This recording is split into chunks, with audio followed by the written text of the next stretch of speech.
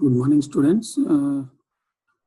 Coming to Pharmacy Act 1948, I already said you in previous classes, there are 5 chapters. We have completed Introduction to Pharmacy Act 1948 and we are in the continuation of Pharmacy Council of India. In yesterday's class, we have discussed about the what is Pharmacy Council of India, how it runs, what is Central Committee, and now we are going to discuss about Executive Committee. So in Central Committee, I have already said you that there will be President, Vice President, Registrar cum Secretary, and he will be acting as a Treasury, and other elected, nominated, and ex officio members will be present in the Central Committee. So Central Committee is a main committee, and the Pharmacy Council of India is under the Ministry of MOH FW, Ministry of Health, Family and Welfare. So coming to Pharmacy Council of India chapter, every executive committee body actually Central Committee has yearly once or twice meeting, but executive committee as and when required, they go on keep the committees, and again it will be subjected to finalized by Central Committee with an authorization of Government of India, and officially it is published in the Gazette, and the same thing will be displayed in the Pharmacy Council of India website. So even whatever we are studying now about Pharmacy Council of India or Pharmacy Act, and next we are going to study about State Pharmacy Council of India and about registered pharmacist, and there are some other points.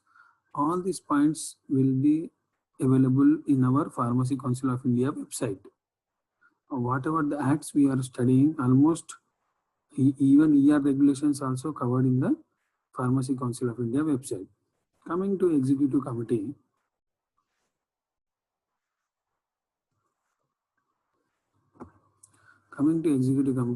the Central Council shall, as soon as may be, constitute an Executive Committee with consisting of President, and who will be acting as a chairman of the Executive Committee, and they also in the committee, they also have Vice President, ex officio members, and 5 other members elected by Central Council, and 5 other members elected by Central Council from among the Central Council members.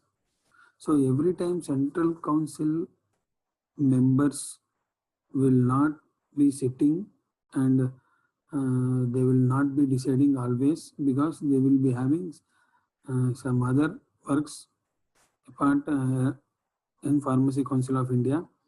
So they keep always executive committees first, then afterwards they finalize in the Central Committee at once. So this is about your Executive Committee. So here also the President will be the chairman of this Executive Committee, and other members who are already members of Central Council, in that 5 members will be sitting here.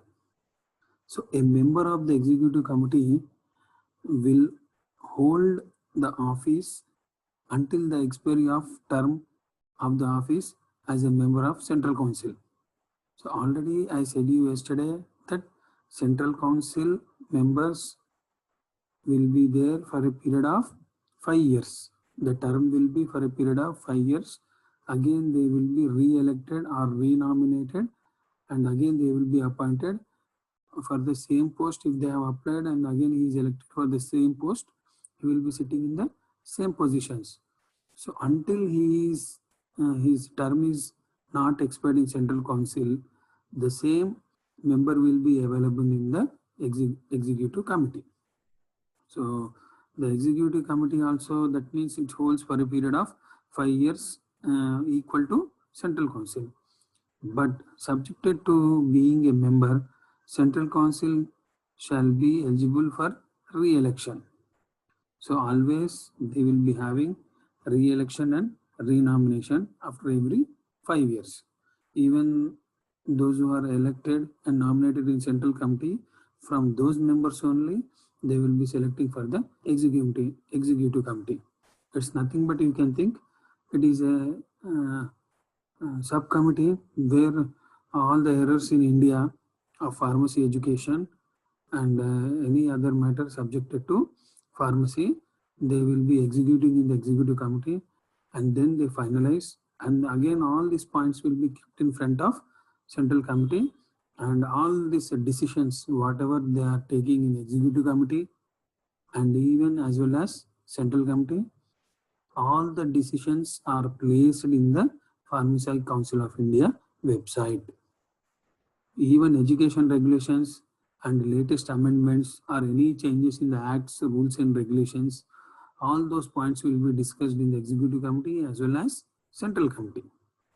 In addition to the powers and duties imposed by this act to the executive committee, they shall exercise and discharge same powers and duties as it has been prescribed.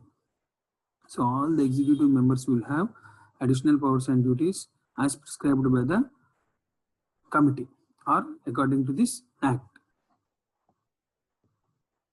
So coming to this pharmacy education, what is the minimum qualification for registration as a pharmacist in India? So Pharmacy Council of India has decided a minimum qualification for registration as a pharmacist in India. For that, there are some rules and regulations and education regulations which has to be followed. So the minimum qualification for registration as a registered pharmacist in India is he has to pass a diploma course in pharmacy. Diploma course in pharmacy is for a period of 2 years. And he should study from a institute where it is recognized by a PCI within India. Diploma course in pharmacy is for 2 years. He will be studying all the subjects, and the minimum requirement for the admission into diploma course, he has to pass 10+2. In our language, it is intermediate. Persons, those who are studying degree in pharmacy from any recognized institution by Pharmacy Council of India, they are also eligible as a registered pharmacist. So to say this point clearly, those who are studying for B Pharmacy for 4 years in a recognized college or the college which is having under section 12 by Pharmacy Council of India, those people are eligible for registered as a pharmacist. So this is the minimum requirement. Now you can also see those who are completing Pharm D or those who are studying Pharm D PB, those students are also eligible for applying as a registered pharmacist in India. Only those who are studying within our country, right? Under Section 10, Pharmacy Act empowers the PCI to frame rules and regulations in education. So that is called as education regulations. It is ER. So the minimum standard of education required to become a pharmacist. So they framed some education regulations. These education regulations are framed under the Pharmacy Act 1948, Section 10. So this point you have to note down. Already in earlier class I have said you that there are some 43 sections. So in that for one section there is one point. So under Section 3, Pharmacy Council of India has been framed. Under Section 10, education regulations are framed. So under Section 12, B Pharmacy institutions has to get recognized by Pharmacy Council of India. So after that, only thrice in a year they will have a reinspection. Okay, these regulations have been revised from time to time to keep the latest developments in the field of pharmaceutical sciences. So these education regulations are updated or amended time to time. So ER regulations started in the year 1991. They are amended 4 times, and the latest regulations are updated in the year 2014, and still latest if you see it is 2018. So the PCI has decided to upgrade the minimum qualification for registration as a pharmacist from diploma to degree in pharmacy, and this decision of the PCI is under consideration of MOHFW. Why it is under MOHFW? Because Pharmacy Council of India is under the Department of MOHFW, Ministry of Health and Family Welfare Department. It is a central government of India ministry from located at New Delhi. So they have thought to upgrade diploma to degree because so many people are not studying diploma course, and all over India maximum people are taking admissions in degree, and as per technology or latest amendments they want to increase the value of pharmacy from diploma to degree, because if you see nowadays maximum people are studying all professional courses and no one is going for diploma cadre. That's why pharmacy education is also trying to upgrade its position from diploma to degree for minimum qualification of registered pharmacist in India. This point you have to remember very clear. In India, within the India, all the colleges.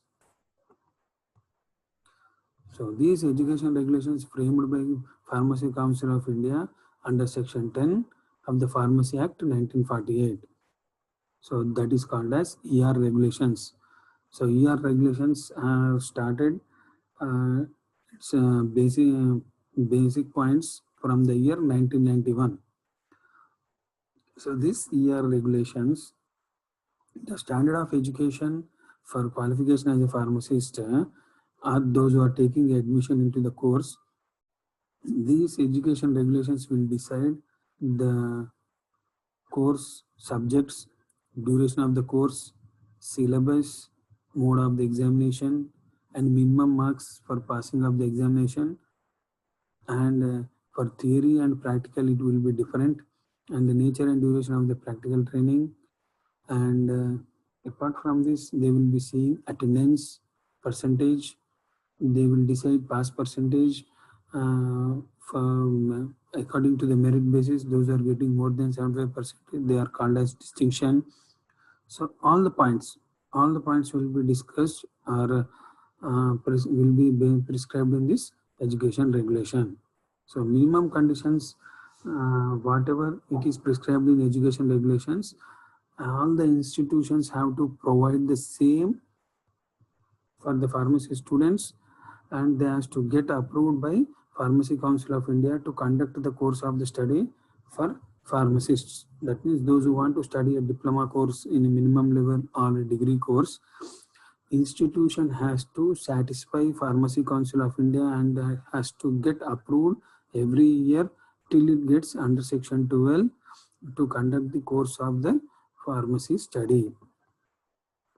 So apart from the fulfilling the PCI conditions, they also has to fulfill the examination authority for conducting the examinations. For example, our college is affiliated to JNTH University, which is having examination authority powers. So examination authority will decide how many will decide the question papers, and they will give according to the marks. It may be theory or practical.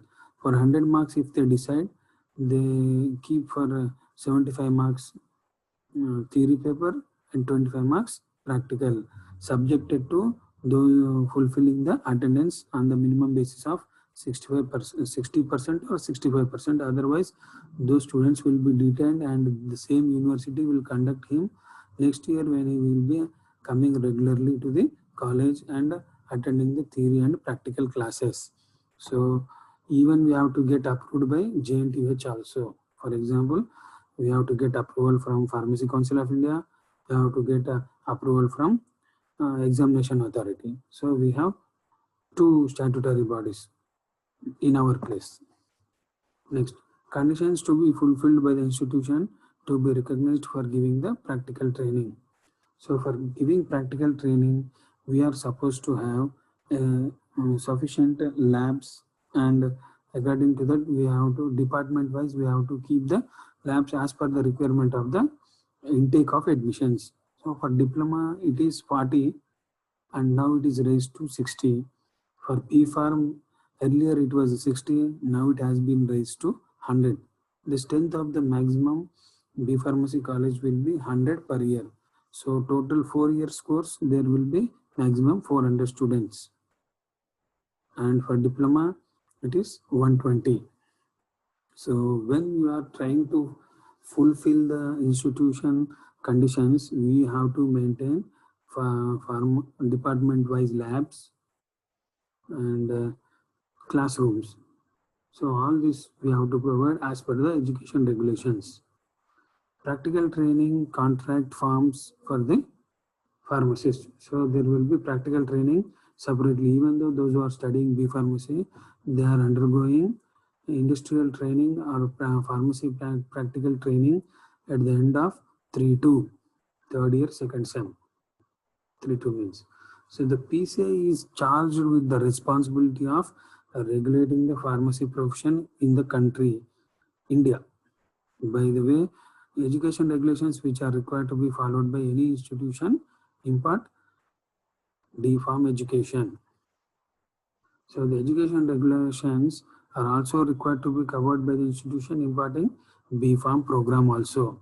So even the PCI has to check the education regulations for diploma students, for degree students.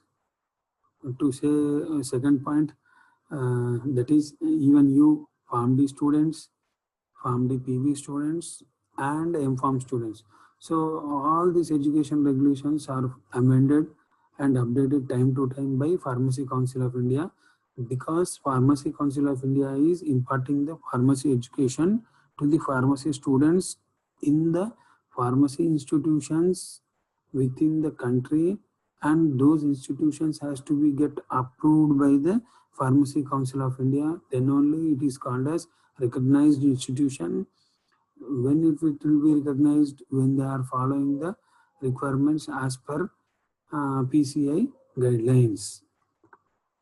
So to say this point, I will say one more point, that PCI appoints a set of inspectors called pharmacy inspectors who is required to inspect the institutions periodically, whether the guidelines prescribed by the PCI, whether the institution is following, or for namesake they are conducting theory and practical classes, and without having any minimum infrastructure, minimum staff, all the requirements as per PCI.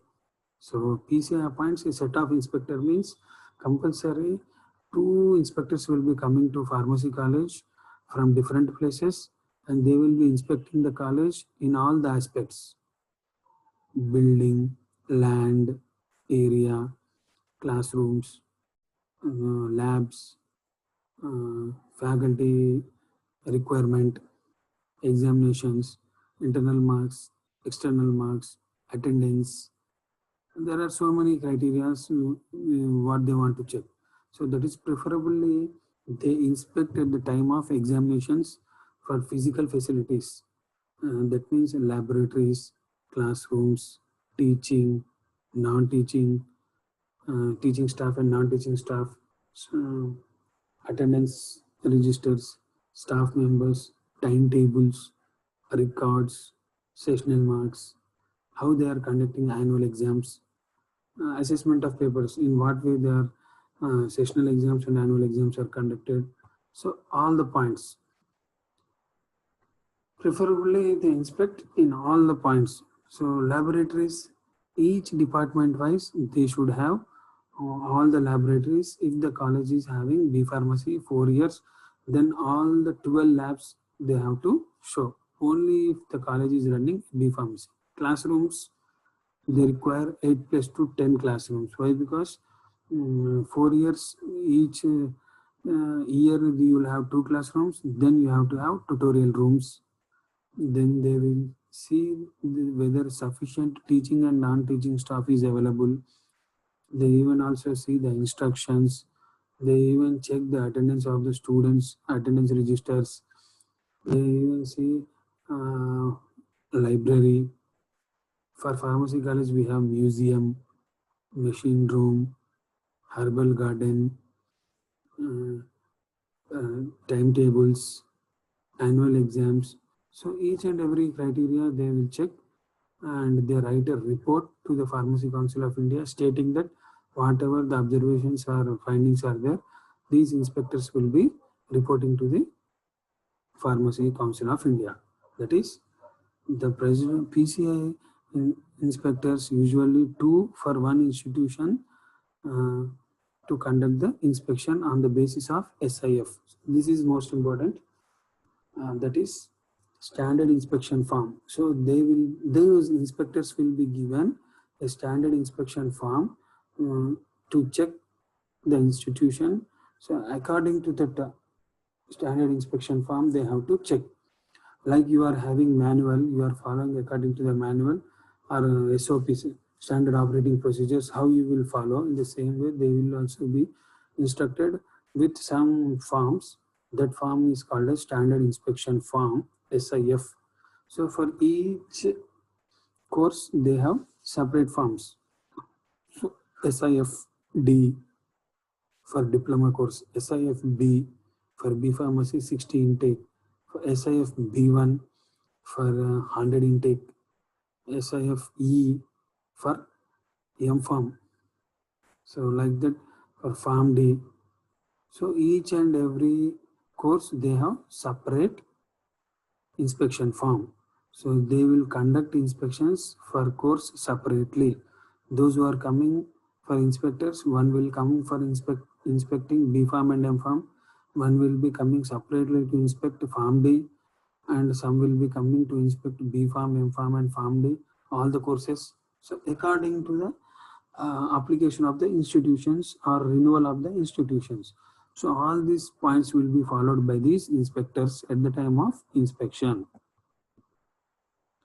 The executive committee goes through the inspection report and takes the decision on the recognition of the institution for a fixed duration subjected to approval of the central council. This point you have to note the important. Why? Because see these the executive committee goes through the inspection report. Just now we were discussing about the central council and executive committee.